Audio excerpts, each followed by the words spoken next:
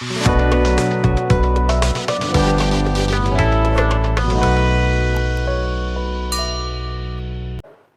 अब is matter around us pure में हम लोग को देखना है प्योर सब्सटेंस के बारे में और मिक्सचर के बारे में। मतलब ऐसा होता है कि जो कुछ भी हम लोग मार्केट में देखते हैं खरीदते हैं ऑलमोस्ट चीज पर लिखा रहता है, जैसे कि अगर दूध है तो शुद्ध दूध ना, अगर दही है तो शुद्ध घी है या फिर नमक है, जो कुछ भी है तो उसमें मतलब कोई एक चीज क्वालिटी ऑथराइज्ड करके लिखा रहता है जिससे ये बोध होता है कि वो चीज शुद्ध है, वो चीज क्या है कि प्योर है। बट साइंस के लैंग्वेज में प्योर का मतलब ये नहीं होता है कि उसमें कोई इम्प्योरिटीज नहीं है। ये दोनों बात कहने में अंतर है। अगर हम कहीं प्योर कह रहे हैं तो अगर वो साइंटिफिक टर्म के अकॉर्डिंग बोल रहे हैं कि हम अपना सोशल टर्म के अकॉर्डिंग बोल रहे हैं, नहीं। तो अगर साइंस के लैंग्वेज में प्योर का मतलब होता है कि वो चीज सिर्फ और सिर्फ एक टाइप के सब्सटेंस से बना हुआ हो, उसको बोलेंगे, वो सब्सटेंस को बोलेंगे हम लोग प्योर सब्सटेंस। एक ही टाइप के सब्सटेंस से बना हुआ हो उसको बोलेंगे हम लोग प्योर सब्सटेंस। और सोशल टर्म में प्योर का मतलब वो बना हुआ है कितना भी टाइप के सब्सटेंस से, लेकिन उसमें इम्प्यूरिटीज प्रेजेंट नहीं है। इम्प्यूरिटीज मतलब कोई कंटेमिनेशन, कोई गंदगी, कोई वो चीज जिससे हम लोग का हेल्थ खराब हो जाए, कोई वो चीज जो अच्छा नहीं है। समझ में आ रहा है? तो कितना भी चीज से मिलके बना हुआ है, लेकिन अगर कोई उसमें इम्प्यूरिटी प्रेजेंट नहीं है तो उसको हम लोग बोलेंगे प्योर। और अगर इम्प्यूरिटीज प्रेजेंट है तो उसको बोलेंगे हम लोग इम्प्योर। तो हम लोग नॉर्मल सोशल टर्म में सब्सटेंस प्योर और इम्प्योर होता है। साइंटिफिक टर्म में प्योर एक टाइप से बना हुआ है तो प्योर, और अगर इवन दूसरा कुछ मिला हुआ है या इवन इम्प्यूरिटी ही मिला हुआ है तो साइंस बोलता है कि उसमें एक से ज्यादा टाइप का सब्सटेंस मिला हुआ है तो उसको इम्प्योर नहीं बोलेगा, उसको बोलेगा मिक्सचर। इम्प्यूरिटीज भी है तो क्या हुआ, वो भी एक सब्सटेंस ही है। और एक टाइप के सब्सटेंस में इम्प्यूरिटीज ही है तो क्या हुआ, वो दूसरा टाइप का सब्सटेंस जो इम्प्यूरिटीज है वो मिला हुआ है। तो दो या दो से ज्यादा टाइप के सब्सटेंस जब मिला हुआ है उस सब्सटेंस को बोलते हैं हम लोग मिक्सचर। ठीक है? तो वो जो प्योर सॉल्ट, प्योर मिल्क, वो जो कुछ भी लिखता है वो साइंटिफिक टर्म के अकॉर्डिंग सही नहीं है, क्योंकि सब में तो कुछ ना कुछ चीज मिला हुआ है, मिक्स्ड है, तो वो एक्चुअली प्योर नहीं है। साइंटिफिक टर्म में वो है मिक्सचर, लेकिन सोशल टर्म में अगर उसमें कोई इम्प्यूरिटीज नहीं है, चाहे कितना भी चीज से मिलके बना हुआ है, सब चीज हेल्थ के लिए अच्छा है, उसमें कोई इम्प्यूरिटीज प्रेजेंट नहीं है, तब उसको प्योर बोलेंगे। तो प्योर मिल्क, प्योर घी, प्योर सॉल्ट, जो कुछ भी रहता है ना, प्योर वाटर, तो वो सब सोशल टर्म के अकॉर्डिंग लिखा रहता है जो कि उसके अकॉर्डिंग सही है। अब समझ में आ रहा है? तो यहाँ से हम लोग देखे लो कि अगर कोई मैटर के बारे में बात करें कुछ ना कुछ सब्सटेंसेस से बनेगा, तो वो दो टाइप्स का होगा, एक प्योर और एक मिक्सचर। हम साइंस पढ़ रहे हैं ना, सोशल टर्म से हम लोगों को कोनो मतलब नहीं होना चाहिए। ठीक है, वो अपना मार्केटिंग टर्म है, वो यूज हो रहा है, सोशली सही भी है ना, जबकि हालांकि रियलिटी में अगर फैक्ट चेक कराया जाए तो कोई भी सब्सटेंस जिस पे जितना अमाउंट में, जितना कॉन्स्टिट्यूएंट्स में इंग्रेडिएंट लिखा रहता है, जिसमें ये चीज इतना परसेंट है, ये चीज इतना परसेंट, इतना ग्राम है, इतना परसेंट, इतना ग्राम है, वो उतना परसेंट में होता थोड़े है। हाँ, मैक्सिमम पैरामीटर्स को फुलफिल कर लेता होगा, लेकिन फिर भी बहुत चीज है जो बाकी रह जाता है ना। तो वैसा बात है। अभी भी अगर हम लोग देखते हैं लोग, तो अगर कुछ भी खरीदना है, जैसा कि कोई मसाला वगैरह हो गया, तो मतलब खेत से जो कोई सूखा चीज आता है उसको पिसवाने के बाद वो मसाला का जो टेस्ट होता है, कितना भी ज्यादा प्यूरिफाई किया हुआ अगर पैकेट में बिक किया था तो उसका उतना नहीं होता है। हम लोग नहीं बोलते लोग कि रेडीमेड वाला ये मिर्चा पाउडर है, इससे उतना ज्यादा तीता नहीं होगा, या इससे उतना ज्यादा लाल नहीं होगा, या हल्दी है रेडीमेड वाला तो इससे उतना ज्यादा पीला नहीं होगा। लेकिन वही अगर होता है मिर्चा हो या उसका पाउडर हो या फिर हल्दी हो, मतलब अपना खेत का कुटवाया होगा, तो वो एकदम क्वालिटी वाला रिजल्ट दे देता है। तो ये बात है, कुछ ना कुछ तो केमिकल्स उसमें गारंटी मिलाया ही जाता होगा कि वो पैकेट में या फिर अपने डिब्बा में नहीं, ताकि वो ज्यादा दिन तक रहे उस डिब्बा में, खराब ना हो। तो कुछ ना भी मिलाया जाए तो कुछ ना कुछ केमिकल उस फूड को प्रिजर्व करने के लिए मिलाया ही जाता होगा, गारंटी। नहीं तो अगर आज पैकिंग किया 2 दिन 4 दिन 5 दिन के बाद खराब हो गया, फिर दुकानदार उसको बेचेगा क्या? जब बेचेगा नहीं तो फिर उस कंपनी का फिर होलसेल में उसको खरीदेगा क्या? खरीद पाएगा? तो जानबूझ के वो चीज मिलाया जाता है ताकि वो चीज खराब नहीं हो, डिकम्पोज नहीं हो, ज्यादा दिन तक चले। तो प्रिजर्विंग केमिकल्स गारंटी है कि मिलाया जाता है, हालांकि वो सबका साइड इफेक्ट भी होता है।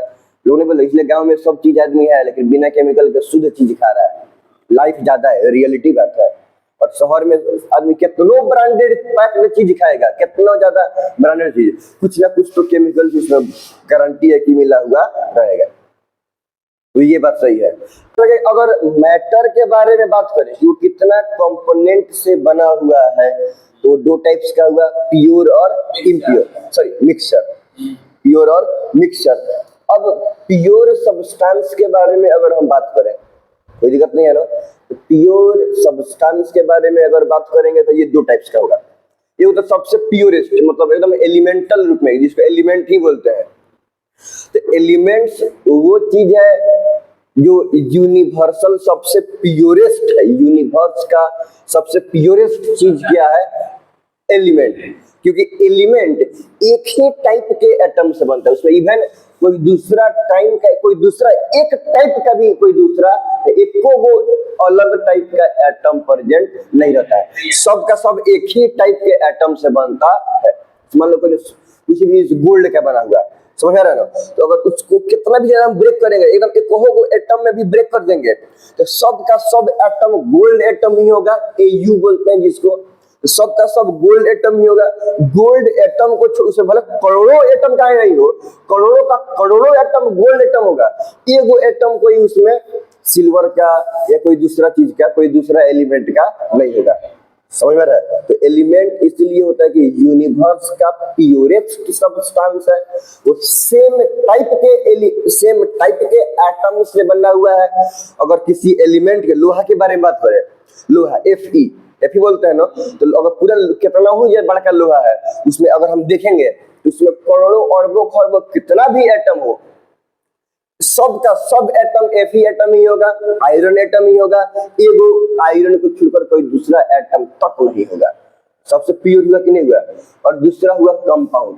तो कंपाउंड समझने के लिए थोड़ा सा बेसिक टर्म समझना पड़ेगा कि जब 2 या 2 से ज्यादा एलिमेंट रिएक्ट करके एक या ज्यादा कंपाउंड का फॉर्मेशन, कंपाउंड कब बनेगा? जब 2 या 2 से ज्यादा एटम केमिकली एक दूसरे को अट्रैक्ट करेंगे, केमिकली बॉन्ड बनाएंगे, तब तो एक नया टाइप का कंपाउंड बनेगा। ऐसे पढ़ेंगे केमिकल बॉन्डिंग के बारे में, पहले सिलेबस कंप्लीट हो जाए। क्लास 10th में नहीं पढ़ना है केमिकल बॉन्डिंग, तो कोशिश करेंगे कि 15-20 दिन टाइम रख के उसको क्या करें कि पढ़ा जाए, क्योंकि वो 11th-12th में काम आने वाला ज्यादा है और 10th में कम टाइम चैप्टर रहता है ज्यादा, तो सिलेबस प्रेशर पहले से रहता है।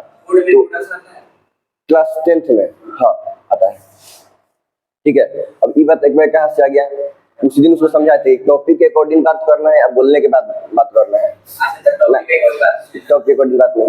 गोल्ड का जो एटम है, एटम में इलेक्ट्रॉन प्रोटॉन सब प्योर हो गया, एकदम प्योर हो गया। बोलते हैं कि एटम, वही तो उस दिन तुम लोगों को समझाए थे कि अगर हम जिस दिन वो बताए थे कि अगर हम एटम के बारे में बात करें तो इंडिपेंडेंटली एग्जिस्ट करने वाला एटम ही है। इवन इन्वायरमेंट में तो एटम भी नहीं मिलता है, मोलिक्यूल मिलता है। वो एटम मिलके सेम टाइप का एटम या डिफरेंट टाइप का एटम, मोलिक्यूल या कंपाउंड, तो वो इवन इन्वायरमेंट में मोलिक्यूल्स मिलता है।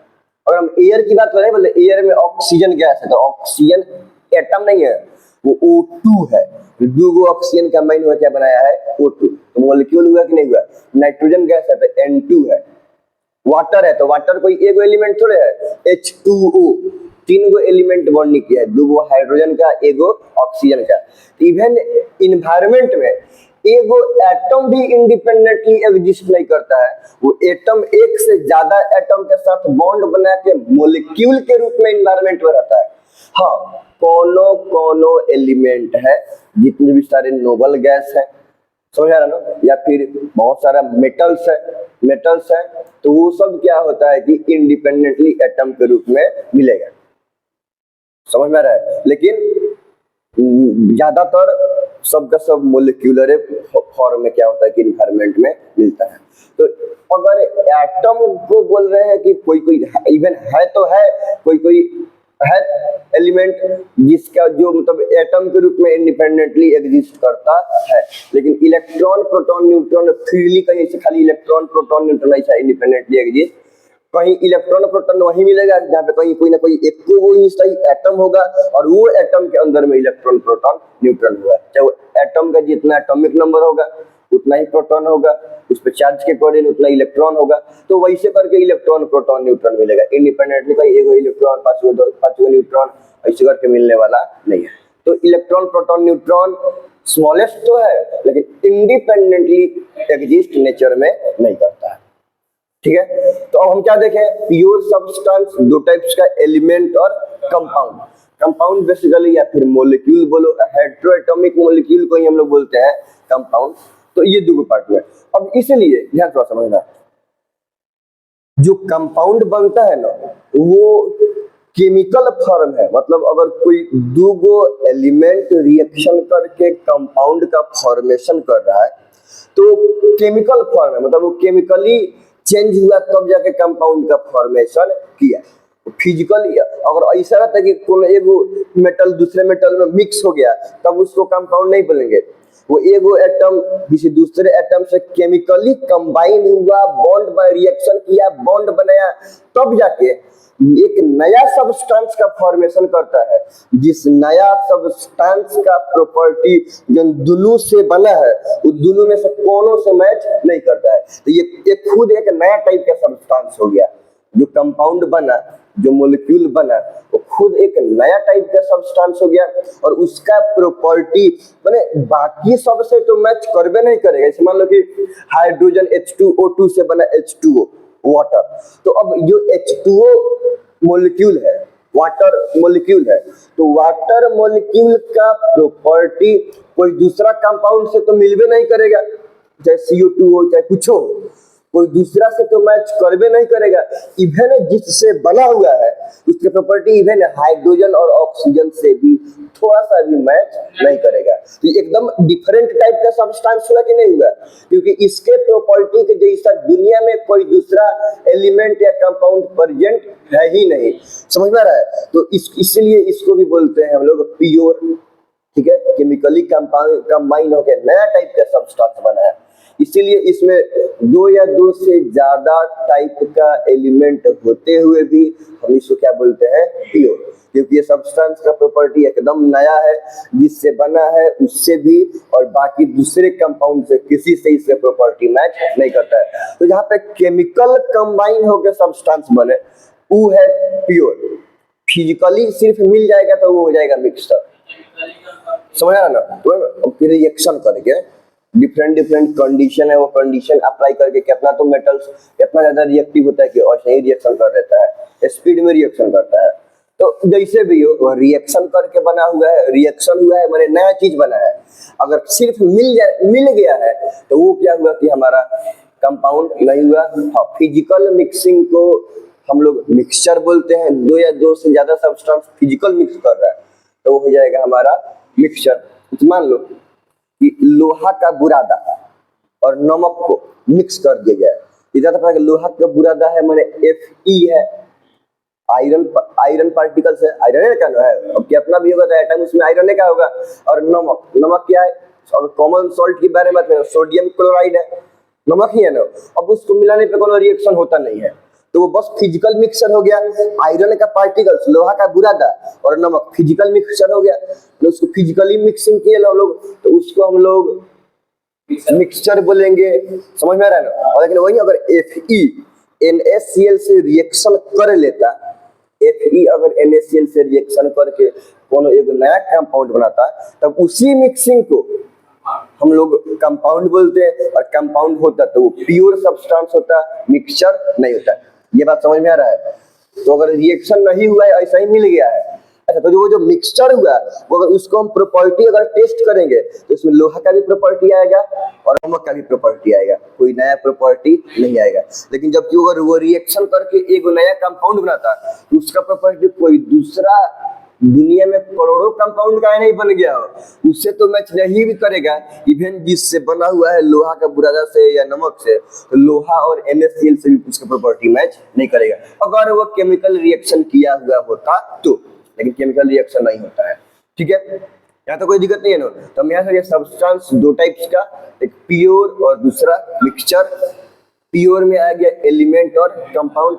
मिक्सचर में हम लोग आगे पढ़ेंगे प्योर सब्सटेंस पढ़ने के बाद कि मिक्सचर भी दो टाइप्स का होता है, होमोजेनियस मिक्सचर और हेटेरोजेनियस मिक्सचर।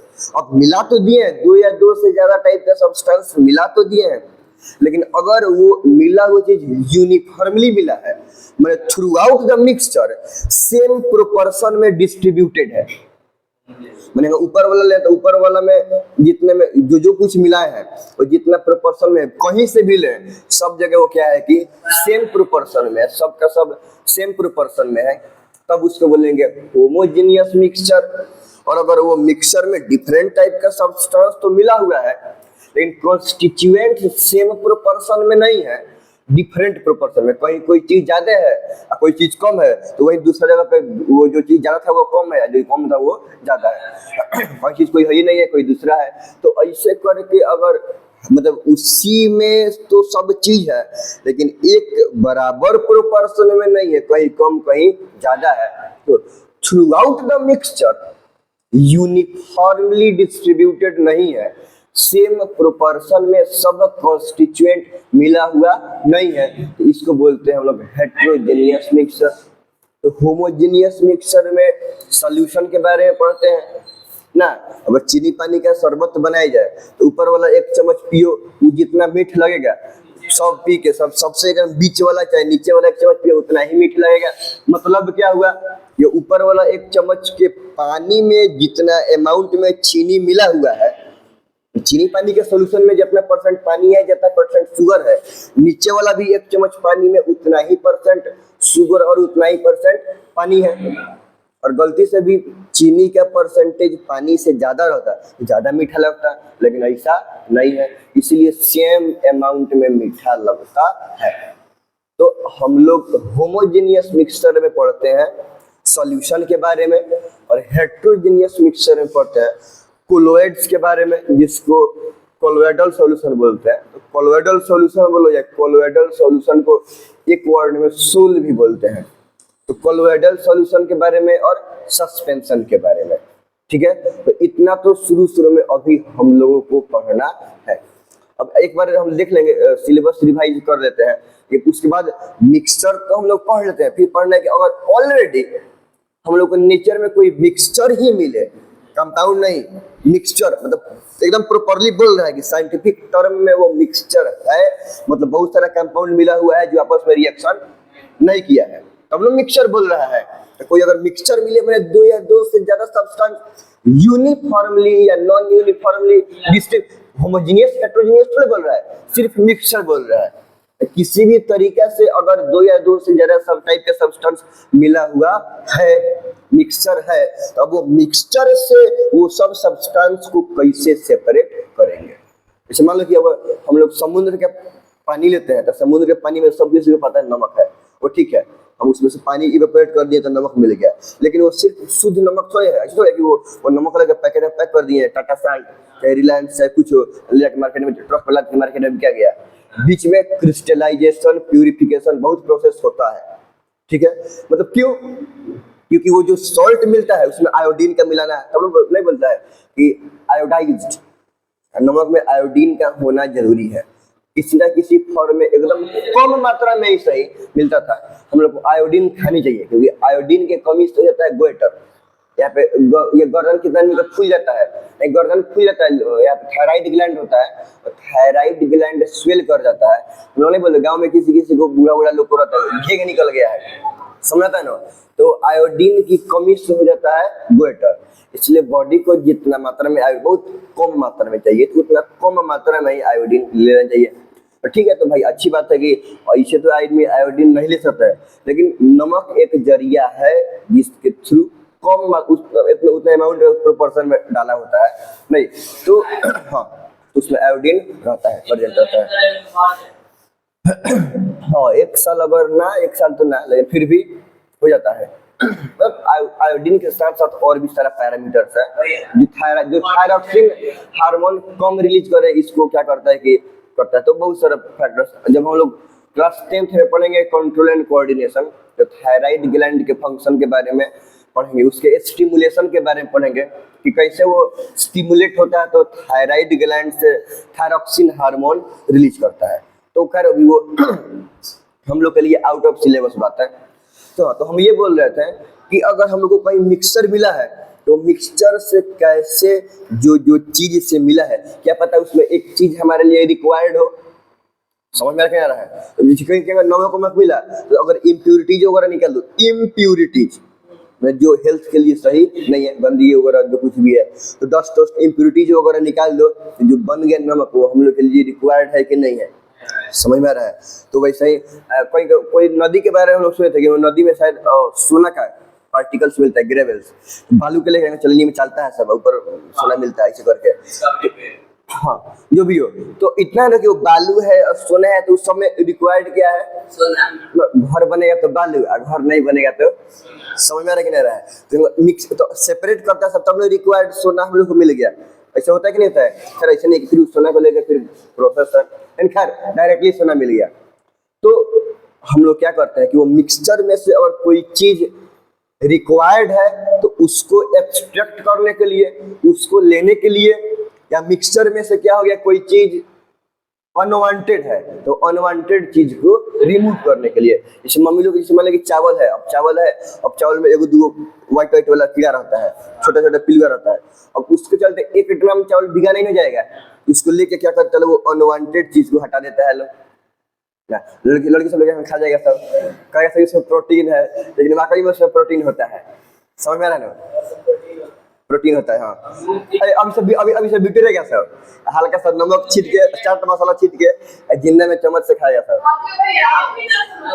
हम तो नहीं समझते, लेकिन बियर ग्रिल रहेगा तो खा जाएगा। बियर ग्रिल कहेगा कि वाह तो इससे ज्यादा टेस्टी चीज तो मिलवे नहीं किया था ना, वो तो उसके लिए तो पकड़ेगा मुंह में दाब देगा। उसको खाने के लिए बियर ग्रिल को, मतलब उसको खाने के लिए नमक मिर्चा पाउडर चाट मसाला का कोई जरूरत नहीं है, वो ऑलरेडी के उठा के खा लेगा कि एकदम चाट मसाला जलजीरा जैसा लग रहा है। ऐसा होता है, सांप को खैर पका के खाता है, तो पकाने के बाद मीट टेस्टी लगता होगा, तो ये अलग बात हम नहीं खाते हैं, लेकिन फ्लेश मीट है ना, फ्लेश है, दूसरा क्या। चलो तो इतना बात लिख लिया जाए। हम लोग क्या देखे लोग, सब्सटेंस दो टाइप्स का, प्योर और मिक्सचर।